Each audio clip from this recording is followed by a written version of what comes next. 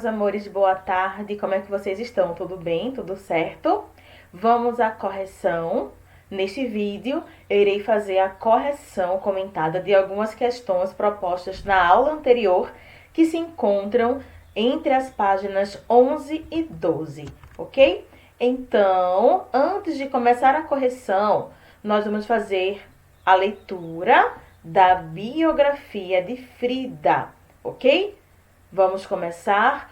Não vou fazer a leitura total do texto, apenas a leitura parcial, ok? Madalena Carme Frida Kahlo, terceira filha de Guilhermo e Matilde, nasceu em 6 de julho de 1907, às 8h30 da manhã, em plena estação das chuvas de verão, quando o alto platô da Cidade do México fica abafado e úmido. Os primeiros 2 nomes foram dados a Frida para que ela pudesse ser batizada com o nome cristão.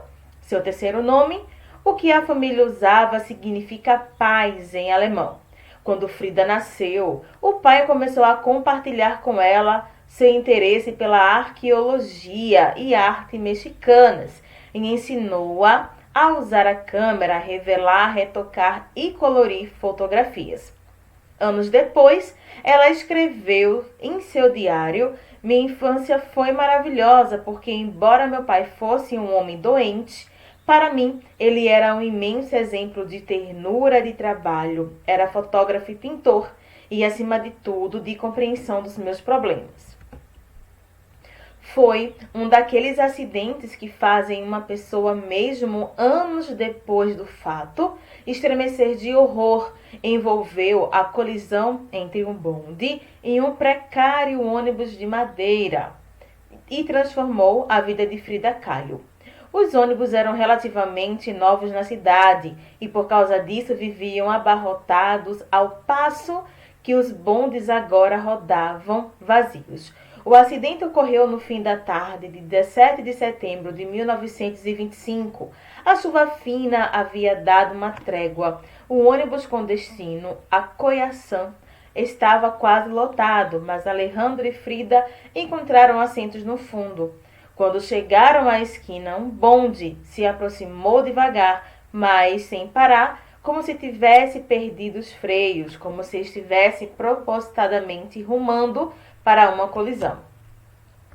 Para salvar o que podia após o acidente, ela teve de aprender a ficar quieta e imóvel. Quase que por acaso, então, ela se voltou para a ocupação que mudaria sua vida. Por eu ser jovem, ela disse, o infortúnio não assumiu o caráter de tragédia. Eu sentia que tinha energias suficientes para fazer qualquer coisa, em vez de estudar para virar médica. E sem prestar muita atenção, comecei a pintar. O confinamento da invalidez fez com que Frida se viesse com um mundo particular, de maneira muito semelhante ao modo como as crianças acamadas enxergam montanhas e vales no formato de seus próprios braços e pernas. A pintura foi uma parte da batalha de Frida Kahlo pela vida. Eu pinto a minha própria realidade, ela disse. A única que eu sei é que pinto porque preciso.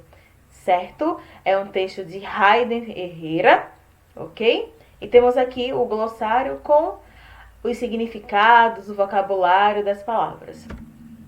Saiba mais, meus amores. Frida, ela foi a mais famosa pintora e desenhista nascida no México, vítima de poliomielite na infância, o que lhe deixou uma sequela no pé. Ganhou o apelido de Frida Perna de Pau. Aos 18 anos, ela sofreu ainda um acidente de bonde que a obrigou a conviver para sempre com as dores.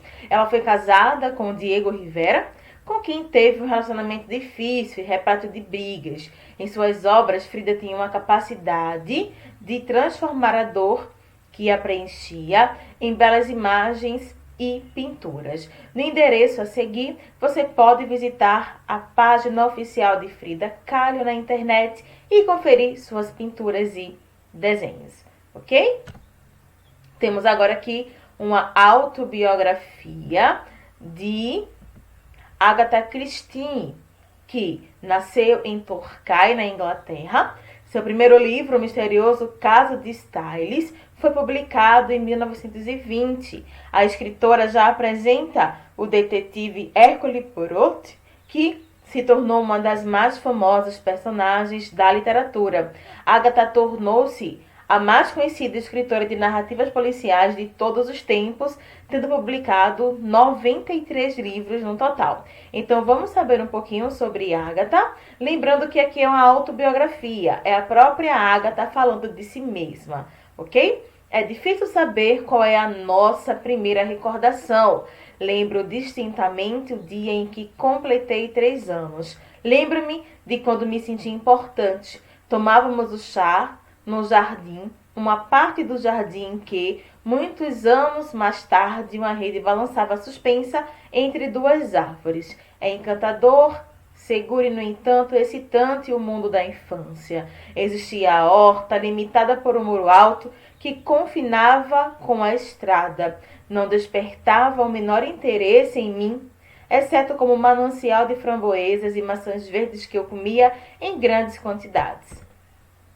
Finalmente, o ápice de toda essa glória, a faia, a maior árvore do jardim que se espalhava uma agradável quantidade de sementes que eu comia deliciada. Havia também uma faia acobreada, mas por uma razão qualquer que hoje desconheço, jamais teve importância no mundo das minhas árvores. Uma faia, pessoal, é um tipo de árvore de galhos finos cujas folhas ficam amareladas no outono, ok? Então aqui temos a autobiografia de Agatha Christie. Vamos lá? Leia mais. Os livros de Agatha narram casos fictícios de crimes e suas soluções, contando com a presença de detetives, suspeitos e vítimas. São muitos lidos pelo público juvenil, que é atraído pelo tom de mistério. Um de seus romances policiais mais famosos é E Não Sobrou Nenhum. Vamos explorar os textos. Antes de ler o texto 1, você já conhecia Frida Kahlo? Já havia visto alguma de suas obras? Resposta pessoal. Frida, ela está sempre presente nas redes sociais, ok? Principalmente quando o tema é feminismo, certo? Vamos à próxima, número 2. As informações que são dadas sobre Frida são feitas por meio de temas. Identifique pelo menos 4 desses temas. Então, os temas são nascimento e infância, relação com os familiares, o acidente ou confinamento e a invalidez, consequências do acidente e a pintura. De acordo com a biografia de Frida, numere os eventos a seguir na ordem que ocorreram em sua vida. Começa a pintar, o pai de Frida lhe ensina a usar a câmera, nasce no meio do verão, sofre um acidente. Então vamos lá. Nasce no meio do verão, é o número 1, ok? O pai de Frida lhe ensina a usar a câmera, número 2, sofre um acidente, número 3, e começa a pintar, número 4. Certo, pessoal? Vamos agora à 4ª questão. Podemos narrar um acontecimento seguindo uma ordem cronológica, ou seja, a ordem que se segue uma sequência natural no decorrer do tempo. É possível afirmar que a biografia de Frida Kahlo foi narrada em ordem cronológica? Sim, meus amores. Por quê?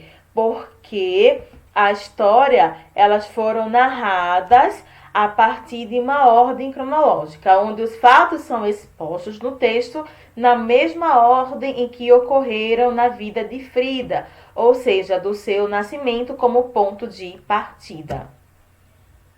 Com orientação do seu professor, identifique em ambos os textos os itens abaixo. Vamos lá. Quem é o narrador do texto 1? É o narrador observador, terceira pessoa, biografia. E da autobiografia, personagem, narrador em primeira pessoa. Qual é o enredo do texto 1? Uma mulher que começa a pintar devido à situação de isolamento e dor decorrente dos efeitos de um acidente. E da autobiografia, uma menina que aproveita sua infância junto à família num lar repleto de coisas interessantes. Personagens do texto 1. Frida Kahlo, seu pai Guilhermino, sua mãe Matilde e seu marido Alejandro. Agatha Christie, sua mãe e seu irmão. E espaço do texto 1, Cidade do México, no México e a rua. E no texto 2, na autobiografia de Agatha, o jardim de sua casa. E o tempo da biografia de Frida, desde seu nascimento até a vida adulta dela em 1907. E a autobiografia de Agatha ocorre durante a infância, certo? Vamos lá. Número 6. A partir das informações da atividade 5, responda. A biografia e a autobiografia são textos do tipo narrativo, relato, ok? 7ª questão. Observe a tabela que você preencheu da atividade anterior e perceba a diferença na classificação do tipo de narrador em cada um dos textos. E por que isso acontece? A biografia ela é contada por uma pessoa que não cria nenhuma relação com a personagem ou com os personagens. Apenas conta a história. Já a autobiografia de Agatha, podemos perceber que é ela mesma que narra a sua história. Ok, pessoal? Próxima questão. O confinamento da invalidez fez com que Frida se visse como um mundo particular. A palavra destacada é um adjetivo que pode ter múltiplos significados. De acordo com o dicionário, vamos lá. Primeiro significado, de propriedade privada. Número 2, exclusivo de certa pessoa. Número 3, cheio de pormenores. Número 4, extraordinário e incomum. Considerando o texto em seu contexto, qual desses sentidos é o que mais convém à palavra particular? É o número 2, exclusivo de certa pessoa.